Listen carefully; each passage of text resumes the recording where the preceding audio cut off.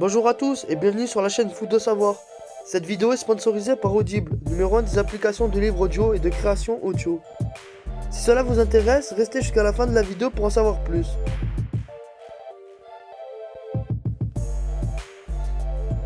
La question que l'on va se poser aujourd'hui va porter sur certaines espèces d'oiseaux de la préhistoire.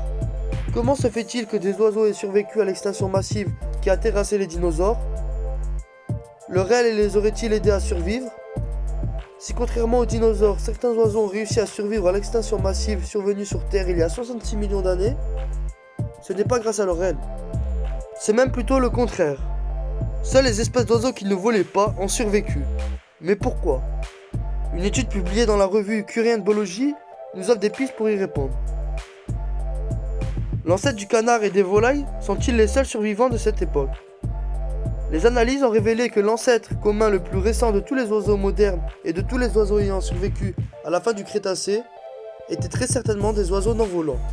Dévoilé, Daniel Field, à la tête de l'équipe de paléontologues de l'université de Bath au Royaume-Uni qui a publié l'étude. C'est une conclusion qui apparaît presque contre nature. Et pourtant, les chercheurs ont démontré que seuls les oiseaux à avoir survécu à la météore géante qui a terrassé la planète à cette époque n'étaient pas vraiment ceux sur lesquels on aurait misé.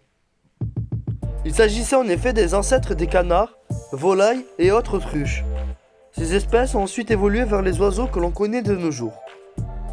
Comprendre l'histoire évolutive des oiseaux. Ce n'est que maintenant que nous découvrons l'influence importante de l'extinction de la masse de la fin du Crétacé sur l'histoire évolutive de nombreux groupes d'oiseaux, de mammifères, de plantes à fleurs. S'est enthousiasmé Daniel Field.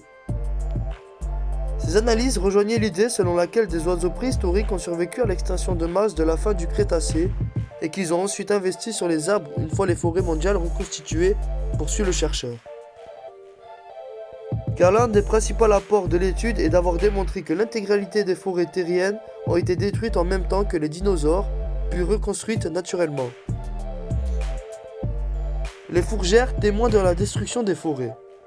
En effet, les analyses des spores fossilisés réalisées par les paléobotanistes du Smithsonian National Museum of Natural History révèlent que 70 à 90% des spores encore présents dans la roche proviennent de 2 variétés de fougères seulement.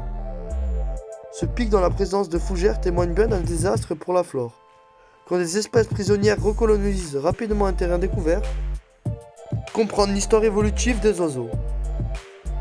Ce n'est que maintenant que nous découvrons l'influence importante de l'extinction de la masse de la fin du Crétacé sur l'histoire évolutive de nombreux groupes d'oiseaux, de mammifères, de plantes à fleurs.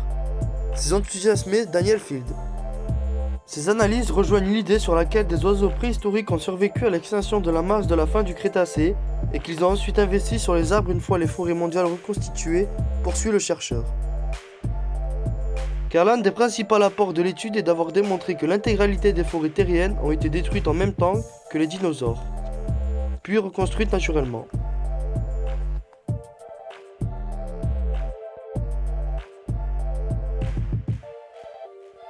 Ces analyses rejoignent l'idée sur laquelle des oiseaux préhistoriques ont survécu à l'extinction de la masse de la fin du Crétacé et qu'ils ont ensuite investi sur les arbres une fois les forêts mondiales reconstituées, poursuit le chercheur. Car l'un des principaux apports de l'étude est d'avoir démontré que l'intégralité des forêts terriennes ont été détruites en même temps que les dinosaures, puis reconstruites naturellement. Les fourgères témoignent de la destruction des forêts. En effet, les analyses des spores fossilisés réalisées par les paléobotanistes au Smithsonian National Museum of Natural History révèlent que 70 à 90% des spores encore présents dans la roche proviennent de 2 variétés de fourgères seulement. Ce pic dans la présence de fourgères témoigne bien d'un désastre pour la flore. Quand des espèces pionnières recolonisent rapidement un terrain découvert, on voit notamment cela lorsque les fourgères recolonisent les coulées de lave à Hawaï ou les glissements de terrain après une éruption volcanique, explique-t-il. Si de prochaines études doivent consolider ces hypothèses, des fossiles d'ancêtres issus de groupes d'oiseaux modernes découverts il y a peu n'invalident en tout cas pas cette thèse. La taille conséquente de leurs pattes indique en effet qu'ils n'avaient pas la capacité de voler.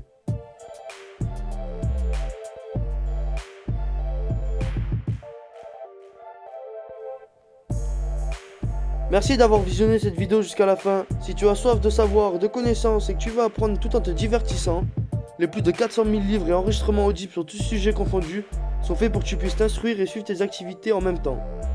Si tu es intéressé ou que tu veux simplement soutenir notre chaîne, je t'invite à cliquer sur le lien en description et à prendre ta période d'essai gratuite pendant 1 mois. N'oublie pas de t'abonner à la chaîne et de laisser un like si tu as appris des choses ou que tu as aimé nos explications, ainsi que d'activer la cloche pour être tenu au courant de notre prochaine sortie de vidéo.